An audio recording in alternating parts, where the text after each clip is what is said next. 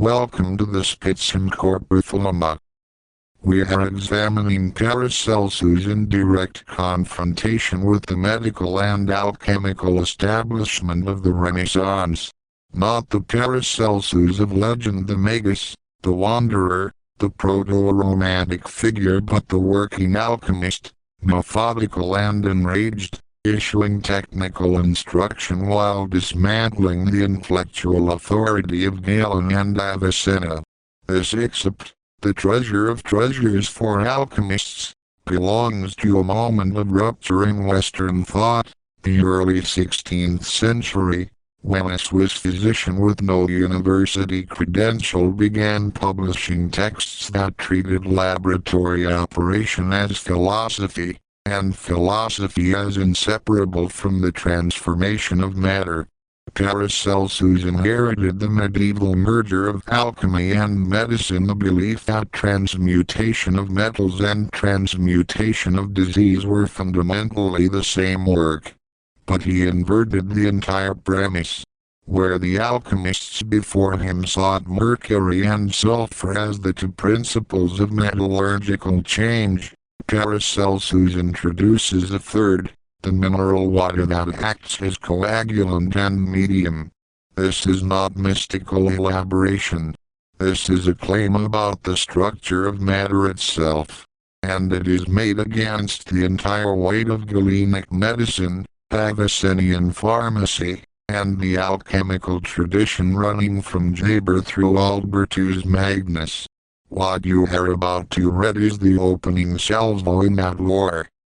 The text emerges from Paracelsus's conviction that nature itself is the only legitimate authority, nature established magistry, and that the physicians and alchemists of the Salernitan and Arabic traditions had systematized ignorance into law.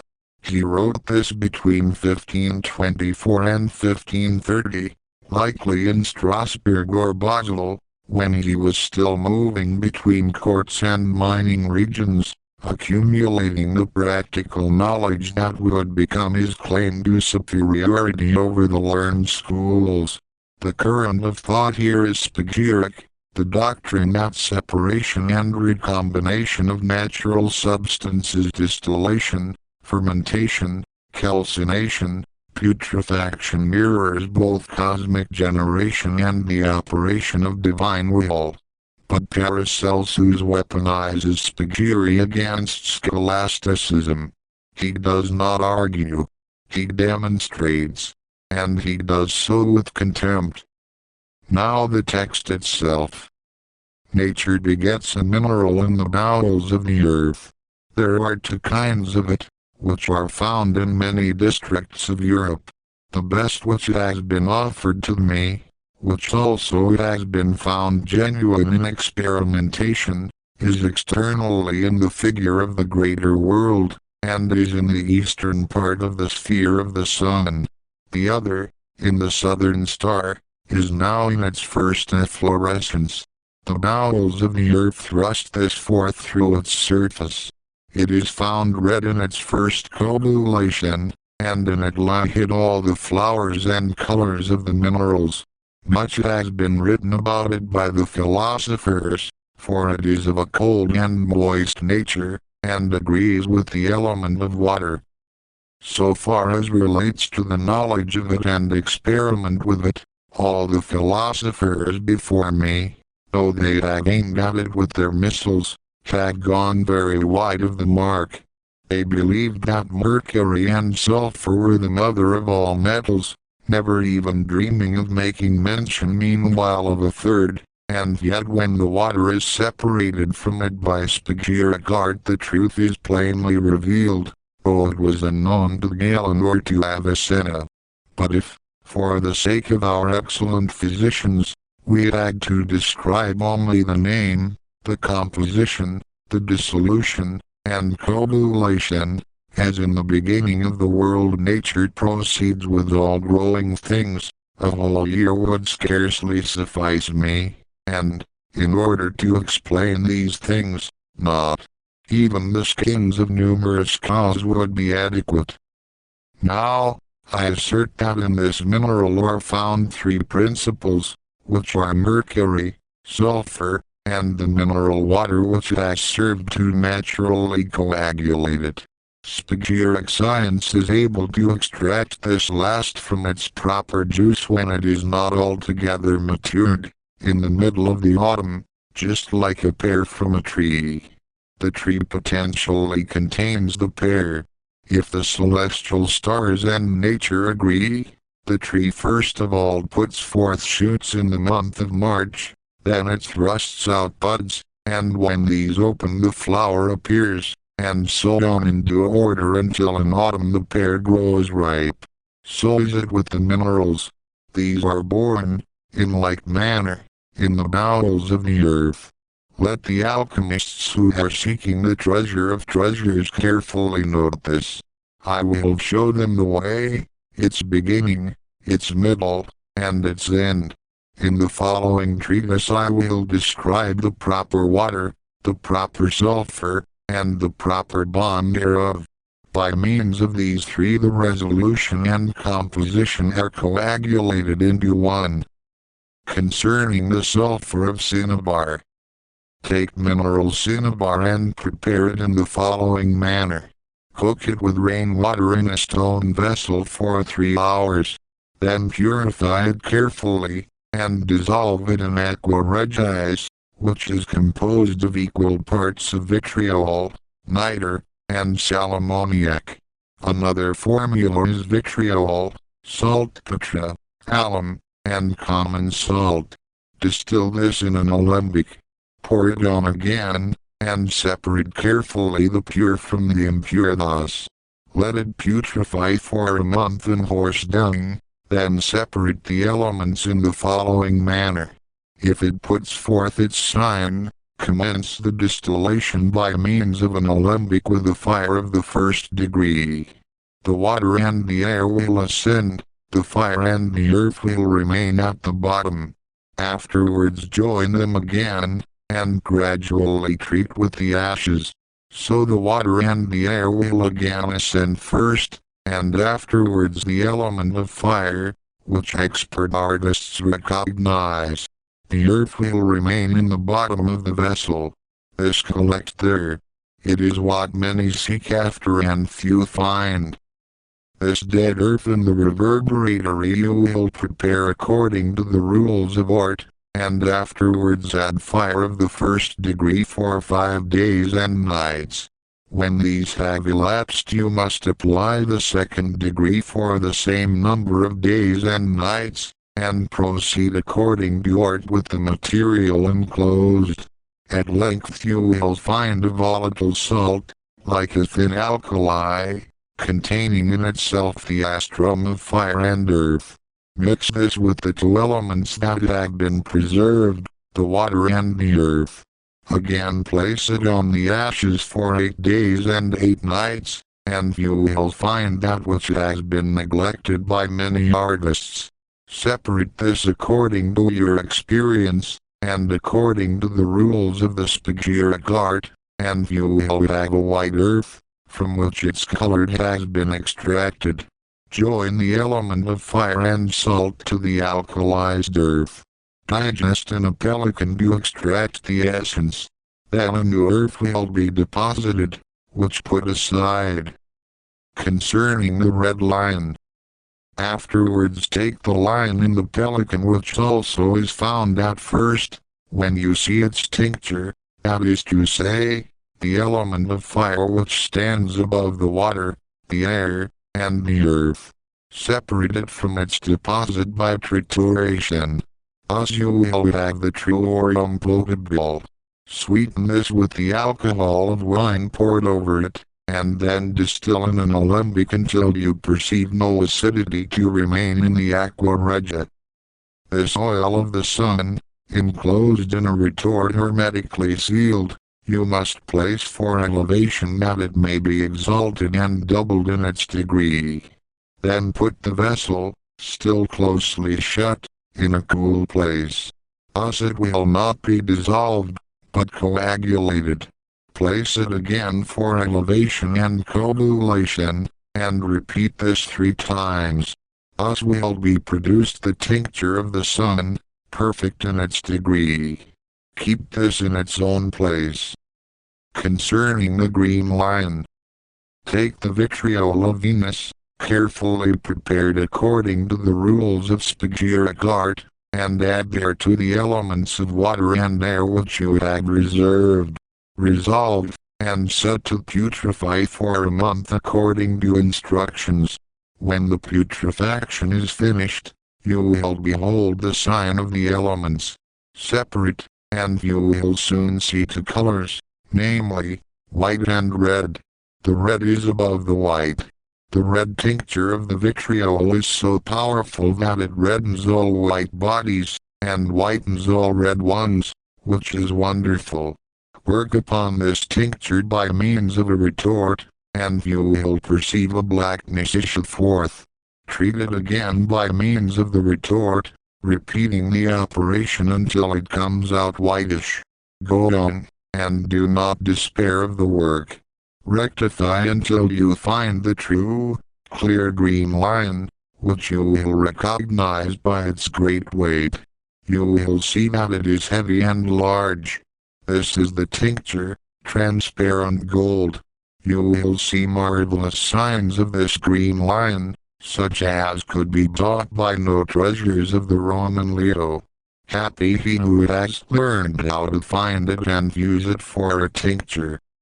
This is the true and genuine balsam, the balsam of the heavenly stars, suffering no bodies to decay, nor allowing leprosy, gout, or dropsy to take root.